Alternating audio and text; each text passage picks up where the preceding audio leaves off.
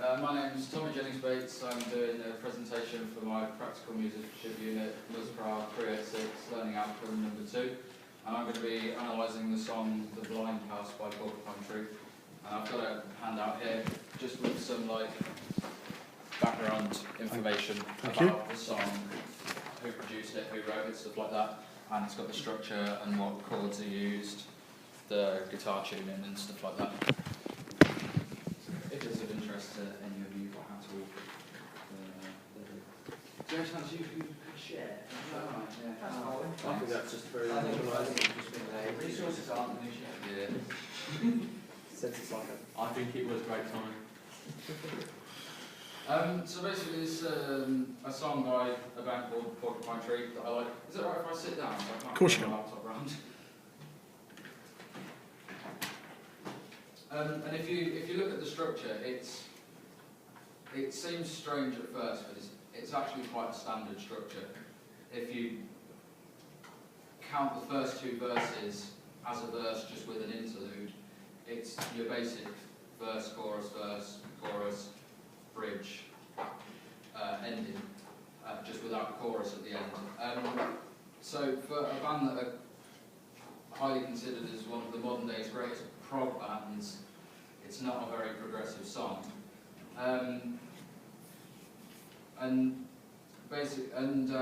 The first riff is in 5/4. It's a really cool riff. You'll hear it when I play the song afterwards. It's a really progressive riff, and it runs for 8 bars, and then they add the major third to the guitar part, because at first it's just playing octaves, and then they add the major third, and rather than it sounding like a major chord, it actually makes the riff sound darker, because you don't hear a major third very often in the darker spectrum of music, but it's actually used in a way that it makes the song sound even more evil, I think. You'll see when I play it. And then the verse is also in 5/4, which runs for 16 bars. And although I've got the key down as D minor, if you look at the chords in the verse, it's similarly to Grace. It's actually quite ambiguous, because there's chords that actually don't fit in the key of D minor, like C minor and A sharp minor. They don't technically belong in that key, but they're played in a way that it works. And another cool thing about the song is it's got an alacrusis, which is just a short intro, which isn't really counted as part of the song. But the reason for this is off a concept album, so it's almost part of the song before, but it runs into this song, and on the album, the way it's split up, it's part of this song, so it's technically alacrusis. And the cool thing about the 5/4 riff is, although it's in 5/4, which is usually quite an awkward and uncomfortable time signature, the drummer plays it in a way that it still feels straight, and it feels like a simple time signature, even though it's not, which means that you can still, I don't know, headbang and stuff to the song, if that's what you feel like doing. And they really cleverly move between time signatures, because they don't just do it for the sake of doing it. They don't go, oh, let's do this section in 415/12 and stuff like that. You know, they do it because that's how it sounds right and how it sounds like it should be. And I know that 415/12 isn't an actual time signature. The substructure is also quite interesting in the song. The way it develops as well. So the first verse is just vocals, guitar, bass and drums, and some quiet synth pads in the second half of it. But then when you get to the second verse, they add strings, backing vocals, and a keyboard melody. So it automatically is almost like a completely different section, but it is technically just another verse because it uses the same melodies. So although it seems like quite a standard structure, when you break it down, it isn't, because the chorus is also split up into two different sections. So the first one uses the G sus2 chord and the D sharp sus2 chord that you'll see, and then the second part of it uses the A sharp major 7 and the D sharp major 7. But then they even change it again on the second run of those two major 7 chords, and on the last one they move it to a G minor 6 for the very last chord, which runs into a pre-verse, which is just guitar, so it completely dynamically changes the song for 4 bars and strips it back. And the whole point of the first 2 verses is to build suspense to the first chorus. So they play a verse where all the chords are descending, and you think it's going to build to a big chorus, and then they play the first riff again. So there's nothing new, and then they do the verse again, and then drop into the chorus. So it has a massive impact on the whole song. I'm going to talk about the different instruments in the song and why they're important. I'll talk about the keyboards first. Although most rock bands don't normally have a keyboard player, he's actually really important in this band because he fills in all the spaces that can be left unattended to in a 3-piece rock band. So the main job of the keyboard player is using a lot of atmospheric pads and stuff like that. It's not necessarily to play solos or melodies and stuff like that. So for the most part, it's just pads and strings. But then in the second and third verse, there is a keyboard hook. The drummer is a very important part of Porcupine Tree. It's actually one of his less complex songs. He's a very technically drilled drummer, and you can hear it in some of his fills in this, where he doesn't stick with the click track on his fills. I said click track, there is a click track rhythm, but he doesn't stay on the beat. He likes to move around and weave in and out of the click track. The best place to hear this is halfway through the second chorus. So I'll show it to you after I've played the song. I'll show you this fill, and he doesn't stay on the beat, which is really cool. The bass playing is quite simple in this song. It just follows the guitar for the most part, except for in the breakdown where it plays around the guitar part with just a really simple bass motif.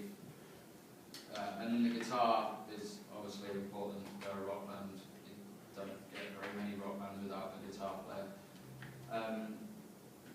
And he changes his sounds really well through the song to add dynamics.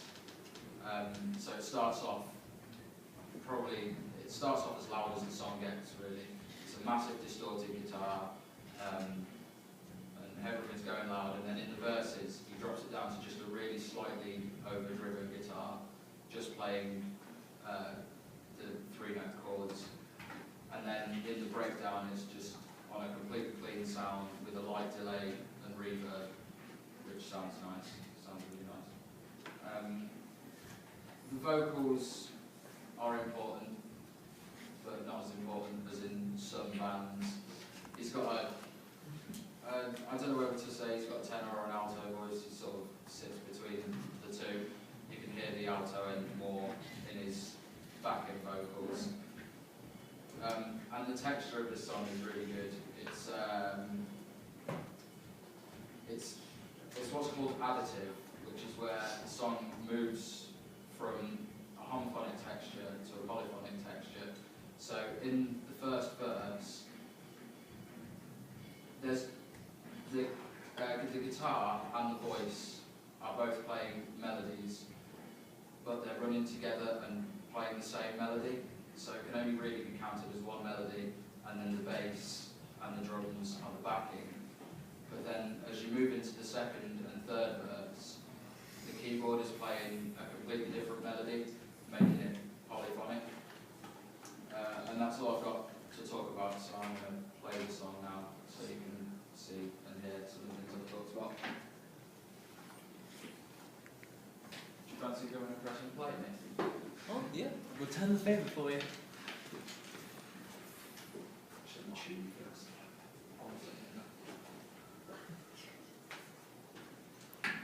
While you're tuning up, can I ask you a question?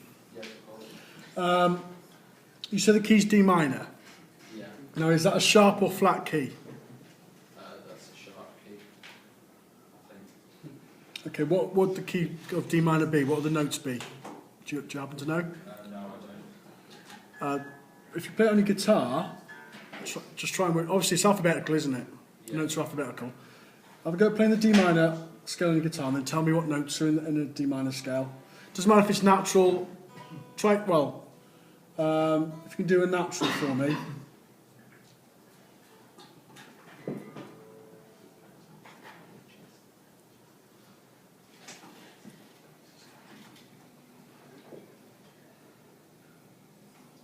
Before you start playing.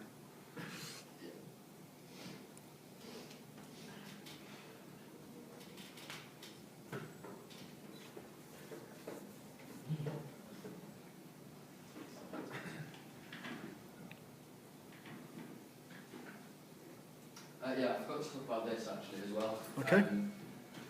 This is showing the instruments running. So you've got the drums at the top, then there's some electronic drums in the breakdown, and the bass, guitar, the lead keyboard, the pads and strings, lead vocals and backing vocals. So you can see that actually the vocals aren't running for a lot of the song, which is a bit different. Okay.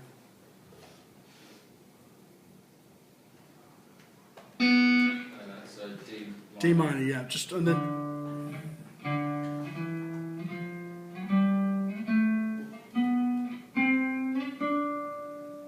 Okay, is that D minor or is that a different mode? Sounds Dorian to me. That's it. What's that note there you just played? Okay, what? B sharp, Now, is there B flat. B flat? Okay, so you've got on your analysis A sharp chords, A sharp minor. Is that correct? Well, no, it should technically be B flat minor. Good lad. Okay, and D sharp, so it's a flat key. Yeah. So you've got D sharp major 7th. Is that correct? Well, it should be E flat major 7. Okay, good. And D sharp sus2. Now, if it's in D, should you have a D sharp in that key? No, it should be E flat. 'Cause Okay. It's already the D. So what do you know about D to E flat in a mode? If you're D to E normally, D to E flat would be Phrygian. Phrygian mode. It's got Phrygian elements as well, okay? Good. If you can make sure that in your written evaluation you write that in as well. Okay, good lad. Okay, carry on then. Is it alright if I just do a little bit to check? That's what we do as well. Apologies, Ollie Rudge has to leave.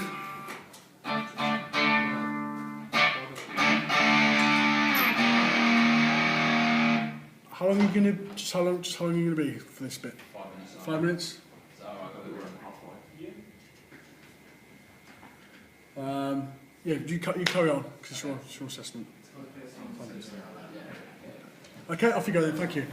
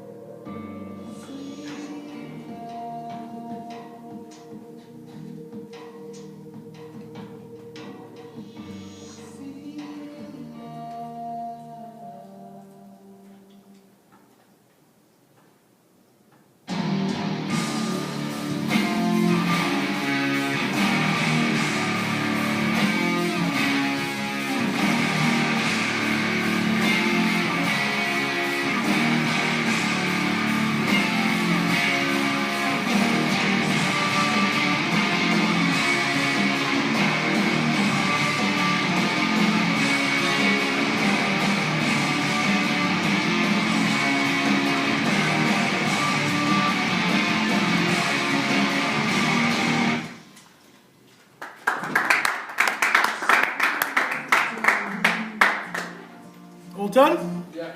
Brilliant. Any questions on that, anyone? Before we leave. Okay, well done, Tommy. Brilliant.